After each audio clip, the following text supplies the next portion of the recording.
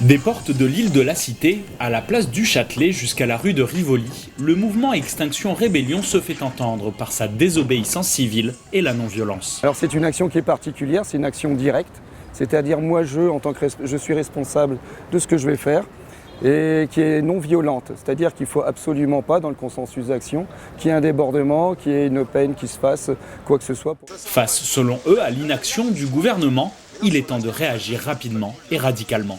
Au niveau global, on a 3 revendications: dire la vérité, agir maintenant et réparer la démocratie avec des assemblées citoyennes.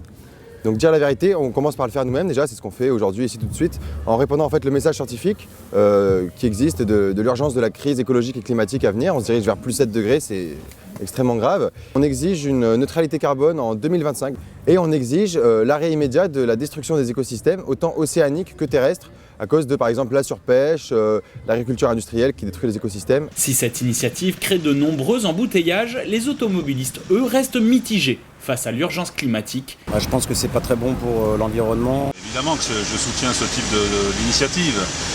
En revanche, on est confronté à des obligations et on ne peut pas effectivement se permettre de perdre 2 heures. Maintenant, évidemment qu'il faut sauver la planète et sauver le climat. Ils ont droit pour l'avenir de nos enfants. Je suis pour, mais qui manifeste, qui nous bloque sur la place du Châtelet, oui, ça par contre c'est problématique. Les commerçants sont eux aussi impactés avec une baisse conséquente de leur chiffre d'affaires. Nous, on perd de 250 à 300 euros de différence et ça nous gêne. Mais au fil de la journée, commerçants et piétons apprécient les rues qui se libèrent au cœur de Paris. Moi qui ai à l'école juste ici, il y a beaucoup moins de bruit, ça fait moins de pollution. Et là on voit, il y a plein de vélos, les gens peuvent marcher tranquillement même s'ils n'ont pas encore le réflexe, là. Les gens marchent sur le trottoir encore. Mais moi je trouve ça super.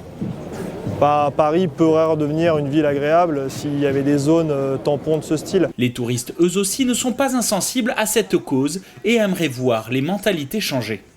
Many people in the US are not behind the climate change, and our government is, especially at the top, does not support it.